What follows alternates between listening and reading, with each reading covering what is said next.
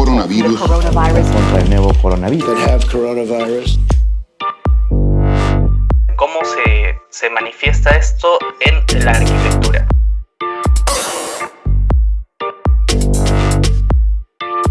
Primero, que me parece de las cosas más alucinantes, que por primera vez en mucho tiempo todo el mundo sea ignorante en algo. O sea, por primera vez todos los países están compartiendo la ignorancia sobre cómo enfrentar este tipo de situaciones que no tienen precedentes. Eso, justamente en los tiempos de la hiperinformación, estamos volviendo a tiempos preindustriales o industriales en los que la salubridad era de las cosas más importantes en las ciudades.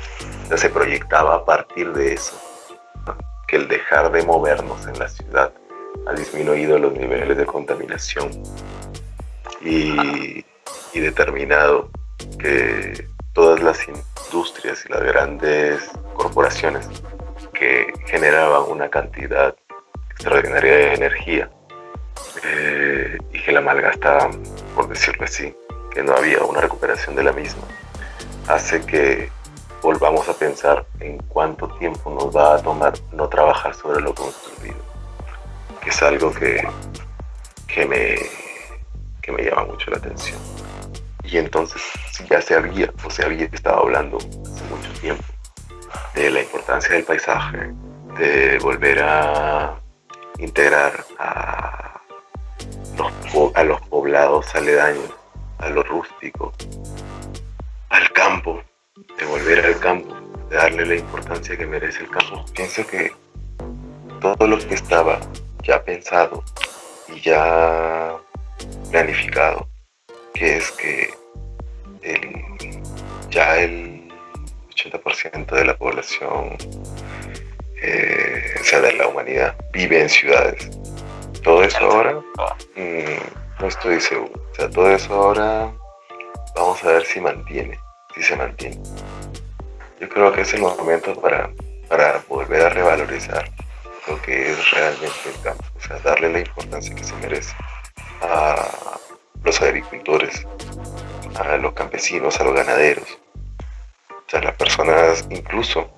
Y con esto también algo de crítica. Nosotros seguimos pensando en la ciudad y en la ciudad y en la ciudad, pero no pensamos en la otra sección, que si bien es un porcentaje menor en cantidad de personas, en cantidad poblacional, que son las tribus, que son la gente que es originaria, los Ashanincas, que no entran dentro de los porcentajes de contagiados y que tienen una gran exposición frente al turismo, que en su mayoría es extranjero, y que está allí, que hace notar mucho más la desigualdad en relación a los tres temas que nos competen, que son transporte, educación y salud. O sea, todo lo tienen lejos. Niños que tienen que caminar horas sobre horas para poder ir a estudiar en los colegios, igual que los centros de salud. Estamos acostumbrados a relacionarnos entre burbujas, ¿no? Entre burbujas bastante conocidas. Entonces es de alguna manera crítico para nosotros mismos verlo desde esa perspectiva. ¿Tú crees que el tema a partir de ahora en la arquitectura va a ser descentralizarlo todo para que en estos casos ya la gente no tenga que juntarse, aglomerarse en los únicos puntos que se dan abasto, bueno, que tienen para realizar los servicios, por ejemplo los mercados, que hay muy pocos, o los temas financieros, todos están demasiado centralizados, por ejemplo aquí en Chiclayo? Y si una persona desde la esquina de la ciudad tiene que hacer una transacción, necesita demasiado tiempo, y en estos tiempos difíciles, que es más urgente y los necesita más, se evidencia de que no está pensado para nada las cosas para las personas que no están en el centro. El descentralizar la ciudad. O sea, ahorita que vivo aquí, en España, se está intentando descentralizar la ciudad de Madrid. Yo llevando todos estos equipamientos o creando otros en lo que es la zona de Chamartín. Madrid tiene dos grandes estaciones actualmente, que es la del sur, o la del centro mejor dicho, que es Atocha, la estación de Atocha, la estación de trenes de Renfe de Atocha. Desde ahí salen los de alta velocidad hacia todo el resto de la ciudad también. Y la del norte, que vendría a ser Chamartín, ¿ya? Entonces, toda esta movida que se quiere crear en Chamartín debe ser vista no solo desde la intención de generar nuevas economías, sino también nuevas ecologías, que es otra cuestión. No es descentralizar la ciudad por descentralizar, es encontrar la manera de que lo que hagamos pueda ser sostenible en el tiempo. Pero ya sí tenemos que hacer para reducir los movimientos de las personas en la ciudad, hagámoslo de tal manera que el consumo energético sea muchísimo menor al que estamos haciendo en las ciudades históricas, que tenemos que reformar y reformar y reformar para poder llegar a eso. Tiene que ver con justo lo que estamos viviendo ahora, que a partir de dejar las superficies salvajes, por decirlo de alguna manera, la naturaleza está rebrotando y está otra vez intentando decirte, ok, estamos por aquí, o sea, podemos convivir con la ciudad. Lo otro es el tema de la información, el tema de la tecnología. Está pudiendo hacer, si bien la gran cantidad de la población en Europa son personas envejecidas, y ya son todas, la gran mayoría de poblaciones de riesgo, hay problemas en general sobre eso, que no pueden usar, ok, sí, usan internet y tal, pero que no hacen trámites con ello. Las nuevas poblaciones van a tener sí o sí que las cosas que no tengas que hacer presencialmente, hazlas desde tu casa. O sea, métete al teléfono, al celular y haz tus trámites ahí. Es una serie de cuestiones que nuestra generación y las generaciones que vienen lo van a hacer muy bien. Por lo tanto, también va a haber una reducción allí de personas en la calle. El entretenimiento, que al mismo tiempo forma parte del folclore de la ciudad, y con esto unifico, es que ahora lo puedes comprar todo de tu casa, pero si quieres sentir la experiencia, que mucha gente lo hace, hay un lugar aquí en Madrid, que tú recuerdas, Madrid es como súper señorial, elegante, bohemio por las noches, pero desde las 8 de la mañana hasta las 2 de la tarde, en el barrio de La Latina, se da lo que se llama el Mercadillo del Rastro. Un lugar brutal, o sea, alucinante. Está ya hace como, ¿cuánto? 500 años eso, funcionando. Es un mercadillo informal que se apodera de las calles de La Latina. Es un sector que va de norte a sur.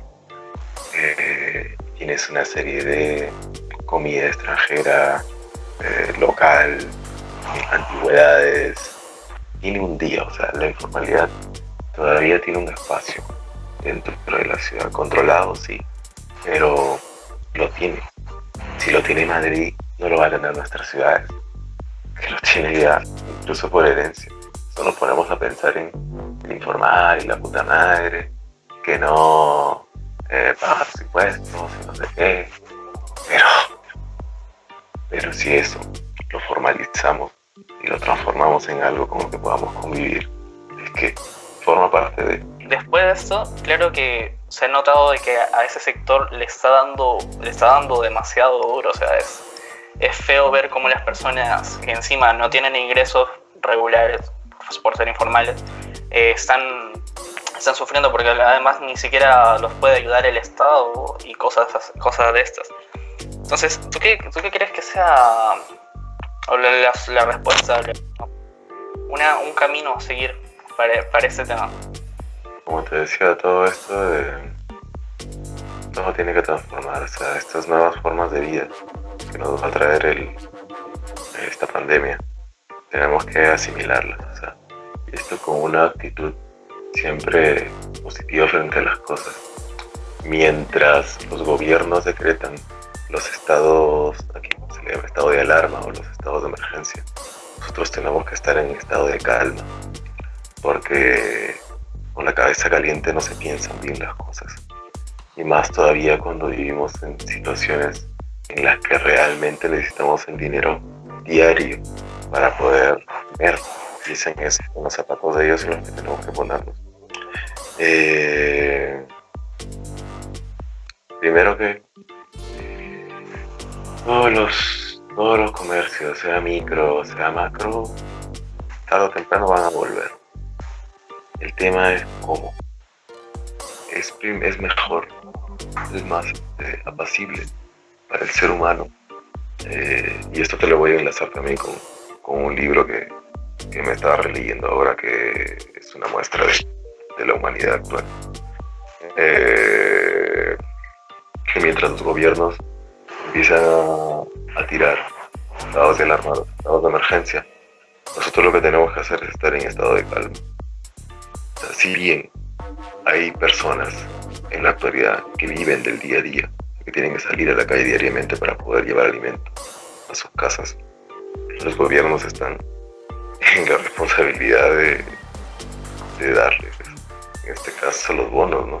Bueno, en este momento al menos está súper mal visto que las personas salgan a consumir en lugares informales, porque no se tienen las medidas de salubridad, porque no se tienen porque mayormente no se respeta la distancia y tal estos temas. Entonces, ¿tú crees que en este momento en realidad es el momento para pensar en cómo podemos hacer que todo esto cambie? Nuestra percepción de la informalidad en realidad es muy mal en el Perú, y eso viene de educación. ¿Tú crees que este momento sí es el oportuno para tomar cartas en este asunto? Hay una serie de escenarios que no nos hemos confrontado todavía directamente, y en una gran mayoría, solo a nivel de pequeños colectivos. Y es interesante. Este es el momento del abajo arriba, o sea, de cómo a través de iniciativas ciudadanas podemos revertir el bottom up, lo que se dice, ¿no? Cómo hacer mucho, o sea, cómo tener un gran impacto con poco material, con poco consumo, con pocos elementos, con poco tiempo, que es otra cosa. Este es el momento de la arquitectura efímera, algo que los Jonah Friedman, la Internacional Situacionista, algo que los grandes movimientos de los 60s y de los 70s los habían pensado. O sea, ellos tenían en sí la Project City y todas las ciudades efímeras, las grandes infraestructuras que nosotros pensamos siempre desde lo sólido, desde lo que hasta dónde va a durar nuestra arquitectura o hasta qué momento nos va a valer. Y ya nos damos cuenta que en la actualidad hay un montón de lugares vacíos. Y es la realidad. Ahora, esto va a cambiar cuando se encuentre una cura. Sí, una vacuna, obviamente. Pero ya no es lo mismo. La arquitectura hospitalaria tiene que darnos la arquitectura y los implementos hospitalarios sanitarios tienen que darnos una lección brutal de ahora en adelante. O sea, son las cosas que no se están enseñando en las escuelas de arquitectura y que deberían, que es lo que te digo, que es la arquitectura temporal. O sea, la importancia de poder implementar una serie de elementos y de materializaciones de espacios que luego pueden ser nada. O sea, apoderarse de espacios y darles otro uso, en este caso el uso hospitalario, es brutal. O sea, es alucinante, es algo que no se había pensado, y ponerlo, y esto es lo mejor, al servicio de la sociedad, o sea, sin otro fin más que salvar vidas. Creo que es una de las cosas que nos tienen que quedar de aprendizaje. Estamos volteando a ver muy poco los espacios públicos, y realmente tienen un gran potencial para sobrellevar esta crisis. Quizás en España ya están en las últimas etapas, pero acá se habla todavía de que se puede extender un mes o 2 meses. Entonces, me parece que realmente por esa necesidad de servicios descentralizados, me parece que se está viendo muy poco hacia los espacios públicos, que son espacios que están realmente en toda la ciudad. ¿Y por qué, se empeña tanto en restringir a las personas para que no vayan a ciertos lugares centralizados y demasiado concurridos, en lugar de segregarlas y así tratar? También es una opción válida para combatir esta pandemia. O sea, me parece que por ahí hay un camino bastante interesante. ¿Tú qué opinas? Claro. Mira, otra vez vuelvo al ejemplo esto, para poder enlazarlo con el tema. Mira lo que pasa. Te lo digo desde la experiencia actual, o sea, como para ser un poco más gráfico. Yo vivo ahorita en la ciudad de Alcalá de Henares, que está 45 minutos de Madrid, exactamente, dentro de la Comunidad de Madrid. Entonces, es como decir La Maya de Chiclayo, Madrid, Alcalá de Henares, una cosa así. Entonces, vivo en una residencia universitaria que son casas de 8 personas, ya que están, o sea, como casas en hilera, separadas con jardines. O sea, hay una serie de cosas que están bastante bien. ¿Qué pasó? O sea, y lo gráfico como para poder también hacerte ver cómo es que se enfrentaron las cosas aquí. Dentro del campus hay una serie de equipamientos, tanto deportivos como de infraestructura de aulas, y aquí, que es la parte residencial, que forman parte de un todo, de un solo campus, no de un solo campus tecnológico, científico-tecnológico se llama el campus de la Universidad de Alcalá. Entonces, al explotar esto, la gente lo que hizo, porque la gran mayoría de aquí no es de Madrid, otros lugares, empezó a salir a sus países o a sus ciudades. Yo tenía aquí compañeros de Valencia, de Islas Canarias, que empezaron a salir de la casa, quedaron una serie de habitaciones y de casas vacías. ¿Ya? Cuando explota la crisis, la pandemia, vamos a decir, lo que se hace primero es la Comunidad de Madrid, al verse abarrotada, se reduce la cantidad de personal sanitario y médico para la Comunidad de Madrid y su población aumenta por la gran venida de extranjeros y tal. Entonces, y de grandes oportunidades que te da la ciudad. Entonces, explota la pandemia. Los hospitales no dan abasto. Se toman también los hospitales privados, que son menos, pero que son. Pero, ojo, esto sigue siendo el servicio de la sociedad como ente público. Al verse nuevamente como abarrotados, dicen, ok, plan B, empezamos a tomar infraestructuras nacionales, pero que tengan cierta planta libre, cierta flexibilidad para poder incorporar allí centros de atención temporal o centros de acogida, que también se hizo en la plaza de Toros en Hacho, en Lima. Sí. Entonces se toma de aquí, de este campus, un polideportivo que está a pocos metros de mi casa, o sea, yo puedo llegar caminando, para poder generar allí también un espacio temporal de atención. Se traen las camillas, los equipos médicos y se transforma el espacio completamente. Algo que albergaba eventos deportivos, ahora es un centro de salud. O sea, sigue siendo temporal, ojo. Luego, el hospital de Príncipe de Asturias, también aquí al costado de mi casa, tiene el segundo porcentaje de mayor cantidad de atenciones en toda la Comunidad de Madrid. Hay una serie de casos allí. Entonces, toda la población sanitaria, todos los médicos, el equipo de apoyo y tal, que son parte primordial para contrarrestar la crisis, han decidido salir de sus casas de familia o de donde vivían con compañeros y tal, porque aquí se comparte mucho el departamento, personas desconocidas. Han decidido venir a las casas que han quedado vacías de la residencia universitaria con el fin de evitar el contacto con otras personas, que es una postura bastante responsable, y de tener el menor movimiento posible del hospital a la residencia. Como la gente está saliendo de su zona de confort para poder enfrentar esto. Es una serie de vocaciones que tú las ves y es bastante admirable. Hay gente que, tanto los militares, los policías, los sanitarios, están a la orden del día con lo que necesites. Y es una cosa brutal. Entonces, tenemos gente como actualmente nuestra posición desde el estado de calma es de admiración. Pero si nosotros rompemos ese estado y entramos en o sea, nos dejamos llevar por el miedo, que es lo que pasa en la ceguera de Saramago,